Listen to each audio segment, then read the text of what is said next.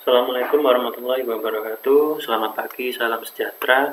Apa kabar teman-teman? Kita melanjutkan kuliah tentang patofisiologi dan terminologi indera pengecap dan perasa.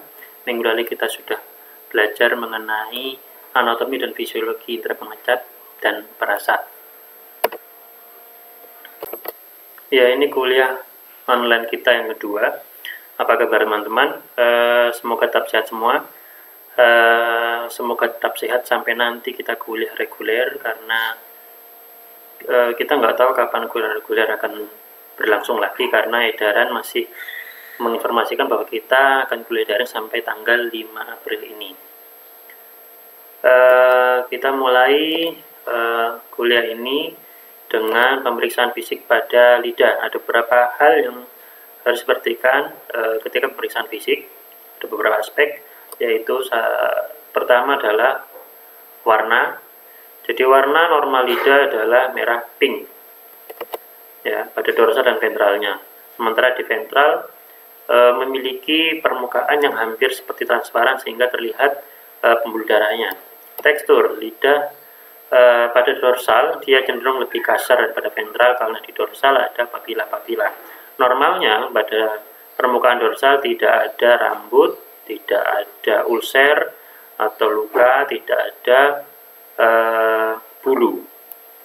Ukuran harusnya lidah memiliki ukuran yang proporsional dengan rongga mulutnya tidak terlalu besar dan tidak terlalu kecil, karena nanti kita akan melihat ada kelainan-kelainan di mana ukuran lidah itu bisa besar, bisa kecil, bahkan tidak terbentuk sama sekali lidahnya.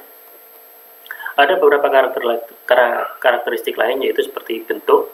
Bentuk ini lidah oval seperti ini ya, seperti huruf U.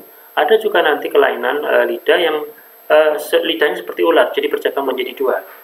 Kemudian ada karakteristik movement, pergerakan dari lidah. Bisa jadi ada kelainan patologis lidah yang menyebabkan gangguan dari pergerakan lidah.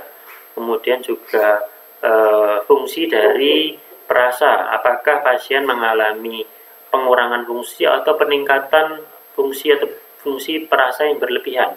Atau bisa juga ada karakteristik lain, yaitu misalkan feeling apa yang dirasakan oleh pasien. Misalkan pasien merasakan nyeri, misalkan pasien merasakan panas di lidahnya, itu harus diperiksa, didapatkan dari pasien supaya nanti untuk menentukan diagnosisnya.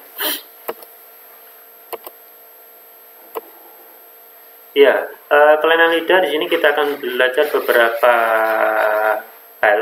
Jadi pengelompokan ini tidak saklek ya, tidak kaku. Ini hanya memudahkan kita untuk belajar. Jadi nanti kalau teman-teman memiliki pengelompokan yang lain, ya monggo terserah. Ini hanya memudahkan kita belajar dari jenis-jenis, dari sekian banyak jenis kelainan yang ada pada lidah. Kongenital tentu dari bawaan dari lahir, cacat bawaan lahir. Kemudian lokal tongue disorder, kelainan lokal pada lidah.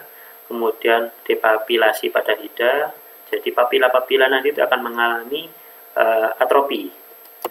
Kemudian ada kista. Kemudian tumor jinak dan tumor ganas. Dan yang terakhir ada lesi premaligna. Jadi suatu lesi yang berpotensi untuk menjadi suatu keganasan. Kita mulai dari kongenital. Ya, kita mulai dari kelainan kongenital. Kelainan cacat bawaan dari lahir. Yang pertama adalah ankylosing. Jadi yang seperti kita lihat di foto ini. Simpelnya ankylosing itu adalah lidah terfiksasi ke bagian bawah rongga mulut. Kita perhatikan frenulumnya. Coba dilihat lidah masing-masing. Frenulum orang normal dengan yang mengalami ankylosing pasti berbeda. Dia cenderung lebih pendek dan lebih maju sehingga pergerakan lidah menjadi terganggu. Restrict tongue movement. Ankylosing muncul pada 1,7% dari sekian neonatus. Ankylosing menyebabkan permasalahan pada neonatus ketika nanti dia akan menyusu pada ibunya, dan juga akan menimbulkan gangguan pada proses berbicaranya. Apakah ada solusi dari ankylosing? Ada. ankyloglosia itu bisa dilakukan frenulektomi. Frenulektomi dari asal kata frenulum dan ektomi, berarti ada pemotongan pada frenulum di sini, sehingga untuk mempermudah pergerakan dari lidah itu sendiri. Next, mikroglosia. Dari namanya sudah kita tahu mikro kecil, glosia adalah lidah, gloso lidah. Jadi lidah kecil, seperti ini bentuknya, tidak proporsional dengan rongga mulut si anak. Mikroglosia terjadi pada Mobius syndrome. Apa Mobius syndrome itu? Mobius syndrome adalah suatu sindrom neurologis di mana terjadi gangguan pada otot-otot yang mengendalikan atau membentuk ekspresi wajah dan pergerakan bola mata. Apa hubungannya dengan lidah, Pak? Hubungannya adalah ketika masa perkembangan otot-otot lidah itu tidak mendapatkan stimulus karena adanya sindrom Mobius ini, sehingga dia tidak bisa berkembang dengan optimal. Nah, tidak ada predileksi. Tidak ada predileksi artinya tidak ada kecenderungan ini gendernya laki atau perempuan yang mengalami mikroglosia. Apakah ada gangguan pada proses bicara dan menelan? Gangguannya hampir atau sangat ringan. Kemudian berikutnya, ini adalah gambaran dari makroglosia. Jadi makro besar, gloso itu lidah, berarti lidah yang besar. Ada dua macam makroglosia, pseudomakroglosia dan trumakroglosia. Perbedaannya adalah pseudomakroglosia itu adalah terjadi disproporsional atau lidah dengan rahang itu tidak proporsi. Jadi yang tidak berkembang di sini adalah rahangnya, bukan lidahnya. Jadi lidahnya tetap normal, tapi rahangnya yang tidak berkembang dengan sempurna. Bedanya dengan trumakroglosia, rahangnya itu tetap, tapi lidahnya mengalami pembesaran. Jadi perkembangannya berlebihan, hipertrofi otot. Nah, makroglosia, trumakroglosia ini sebenarnya bisa kongenital, bisa acquired, bisa didapat. Kalau kongenital, dia ini pada sindrom Down dan sindrom Beckwith-Whiteman. Acquired didapat berarti karena penyakit metabolik, neoplastik, traumatik, dan lain-lain. Ada solusinya. Sebelum kita menuju solusi, apa akibatnya? Akibatnya adalah otomatis kalau lidah terlalu besar, dia akan menyumbat jalan nafas, sehingga terjadi sleep apnea. Solusi dilakukan surgery. Jadi surgery dilakukan untuk mengembalikan ukuran lidah yang besar tadi sesuai dengan proporsionalnya sesuai rongga lidah. Ya, saya lanjutkan, tadi sempat kepotong ya masalah surgery atau bedanya. Jadi bedah di sini nanti tujuan untuk mengurangi atau mengembalikan ukuran yang lidah terlalu besar tadi sesuai dengan proporsionalitasnya rongga mulut, sehingga tidak menyebabkan terjadinya obstruksi pada jalan nafas. Kemudian fungsi-fungsi mastikasi, deglutasi, artikulasi juga tidak terganggu. Namun beberapa kasus melaporkan bahwa dengan adanya surgery ini juga tidak memperbaiki fungsi dari perasaannya. Jadi dari tulisan atau laporan tersebut kita bisa sedikit simpulkan bahwa ketika mengalami makroglosia maka bisa terjadi pula kemungkinan adanya gangguan pada fungsi perasa. Kemudian berikutnya adalah pivot tongue. Nah, pivot tongue ini apa? Kita lihat adalah perubahan bentuk lidah yang normal, bukan perubahan. Jadi dari lahirnya lidah ini bercabang. Hal ini terjadi karena apa? Karena ketika masa perkembangan janin itu dia terjadi gangguan penggabungan atau penyambungan antara sisi kiri dan sisi kanan dari lidah, sehingga terbentuk celah. Harusnya tidak ada celah sama sekali di sini. Pivot tongue itu menyebabkan otomatis terjadi gangguan pada bicara. Solusinya adalah surgery. Apakah pivot tongue terjadi pada setiap kelahiran? Tidak. Pivot tongue ini terjadi cenderung pada beberapa sindroma, yaitu salah satunya sindrom Moore, sindroma digital orofacial, sindroma fasio digital 3, yang pertama 3, kemudian sindroma orofasial ke-14, dan juga pada sindroma Robinow. Local tongue disorder. Kita mulai dengan fissure tongue. Fissure itu artinya, coba dibuka doorlannya apa? Fissure adalah suatu celah, ya. Fissure arti katanya adalah celah. Jadi kita lihat gambarnya, lidahnya itu bercabang-cabang dengan celah. Cabangnya itu terbentuk dari celah-celah seperti ini. Nah, ini seperti celah ini. Fissure tongue ini prevalensinya 21% dari total kelahiran neonatus.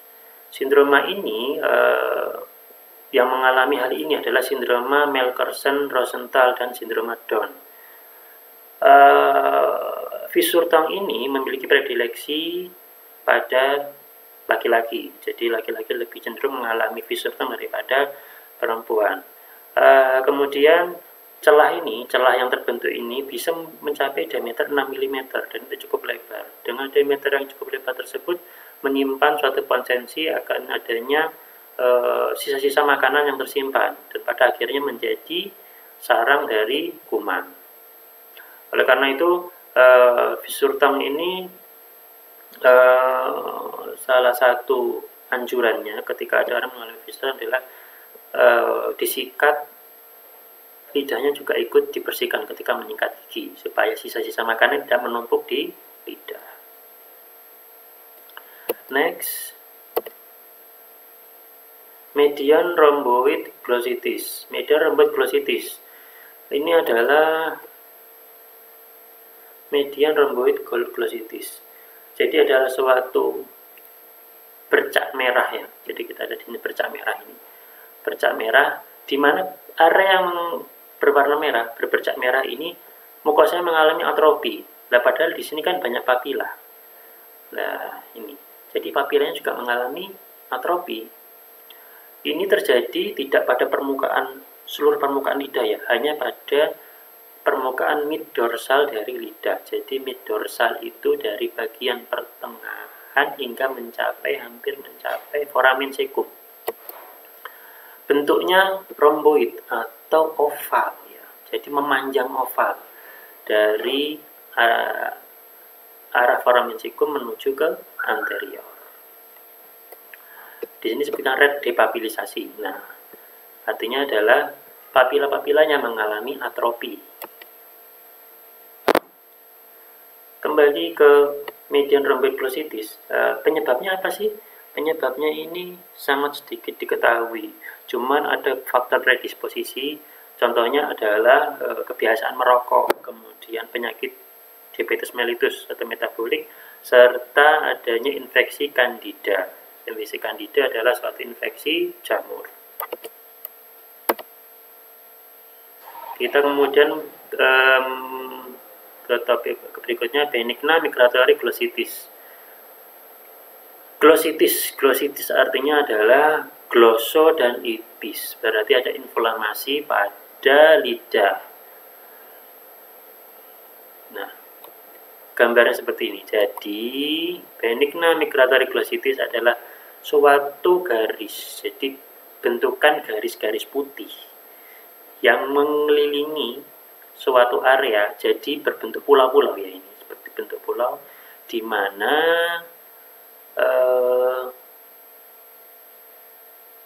terjadi juga di sini atrofi dari papila. Nah, kita lihat di sini adalah ada beberapa daerah yang tampak di sini sudah mengalami atrofi. Nah, seperti ini. Bandingkan dengan yang seperti ini. Ini masih ada papila, tapi ketika di sini hampir papilanya tidak terlihat. Etiologinya adalah unknown, jadi belum diketahui penyebabnya apa. Namun frekuensinya akan mengalami peningkatan, maksudnya akan cenderung terjadi 10% lebih banyak pada orang yang memiliki kelainan psoriasis pada kulitnya. Apa psoriasis pada kulit? Nah, silakan dicari, ya. Kemudian apakah perlu perawatan lebih lanjut? Dari referensi yang saya dapatkan, tidak perlu sampai treatment yang seperti sebelum-sebelumnya, sampai dengan menggunakan bedah atau apa, tapi ini cukup dengan menggunakan topical corticosteroid. Ini jadi nanti kalau ada misalkan kalian dapat kasus Berikan migratory glossitis, pastikan bahwa treatmentnya tidak berlebihan. Jadi di sini sebutkan referensi yang saya dapatkan cukup dengan topical corticosteroid atau topical sistemik antifungal atau anti jamur sistemik atau topikal. Sistemik antifungal ini diberikan pada yang saya sebutkan tadi, infeksi candidiasis. Hairy tongue.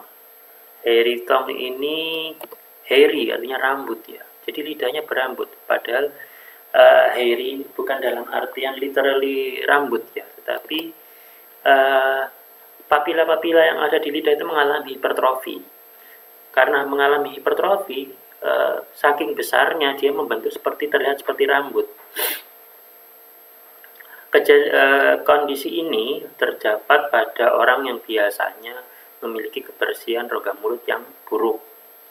Jadi dia jarang sikat gigi. Kemudian pada orang yang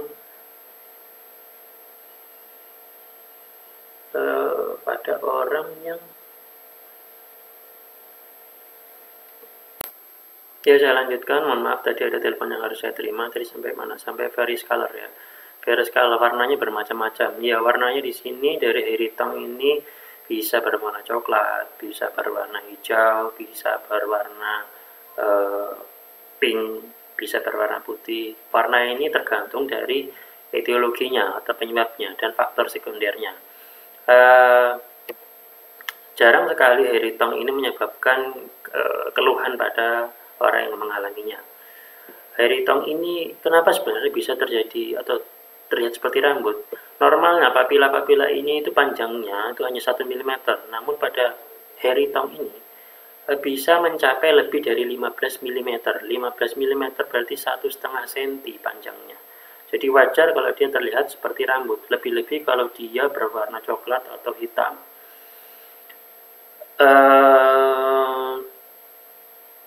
Kemudian kita lanjut ke berikutnya.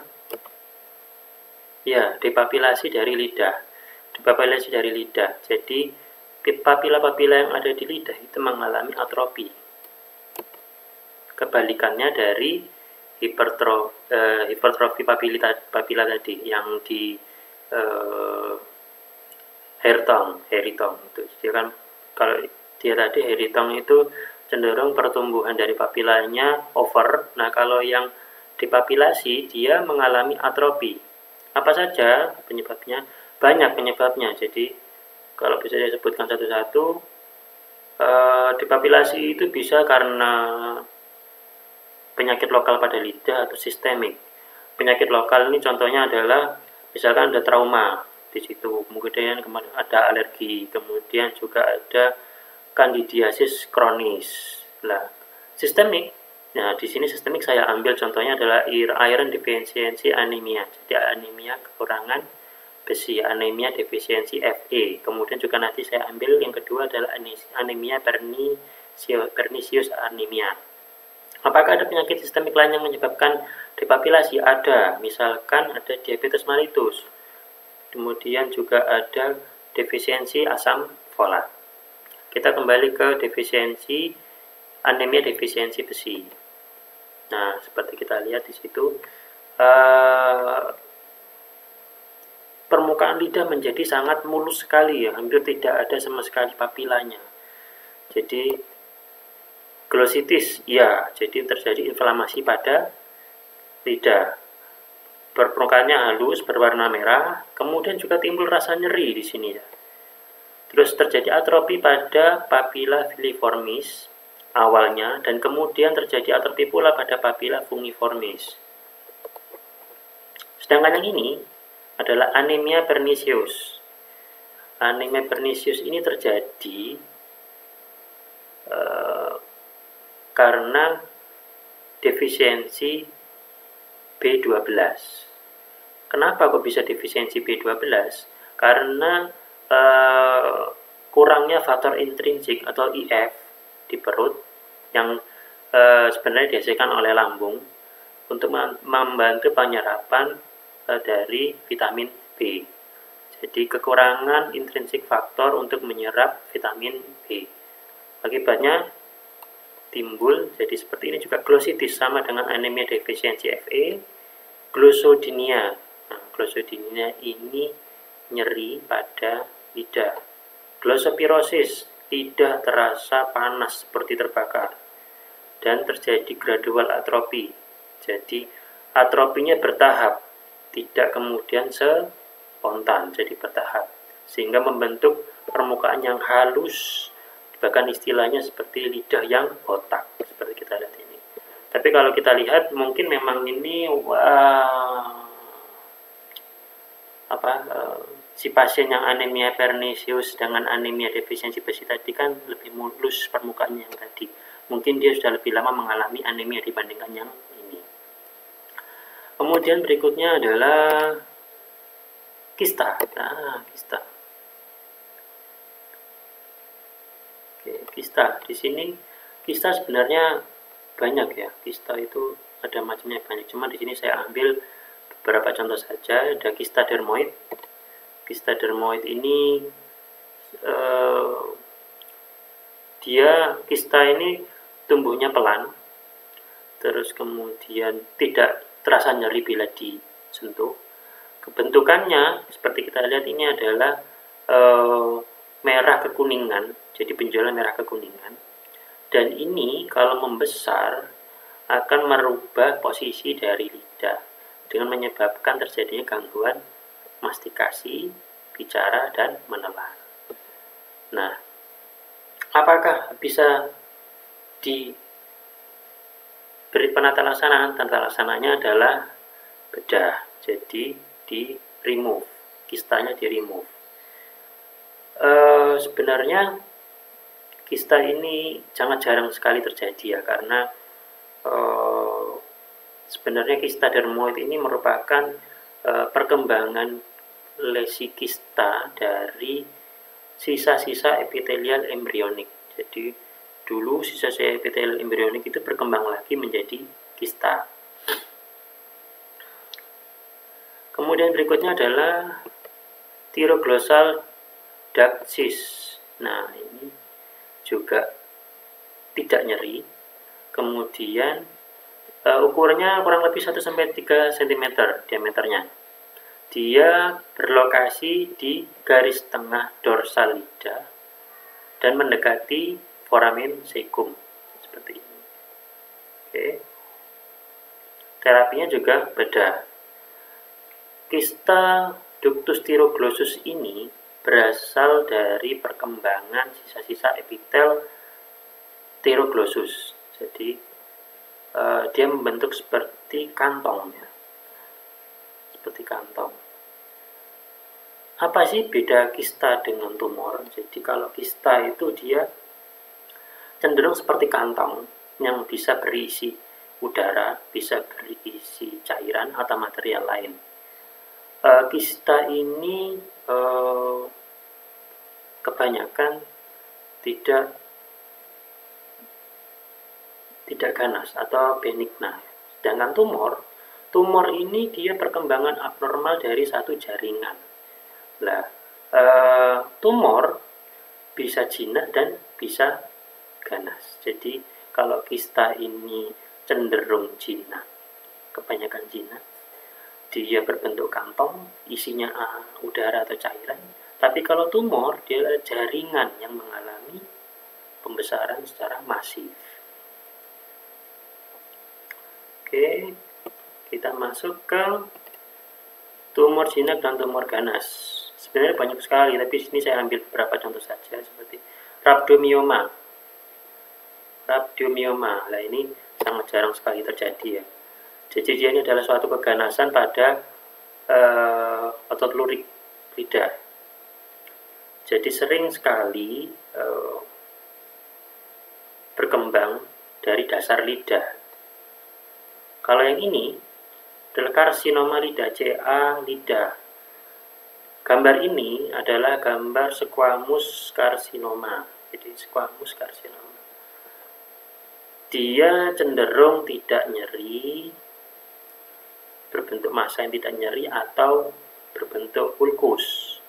Etiologinya karsinoma lidah ini adalah cenderung dari inflamasi lidah yang kronis karena sifilis, karena buruknya oral hygiene, karena trauma yang kronis, dan bisa juga karena alkohol dan konsumsi tembakau. Premaligna lesi dan kondisi premaligna.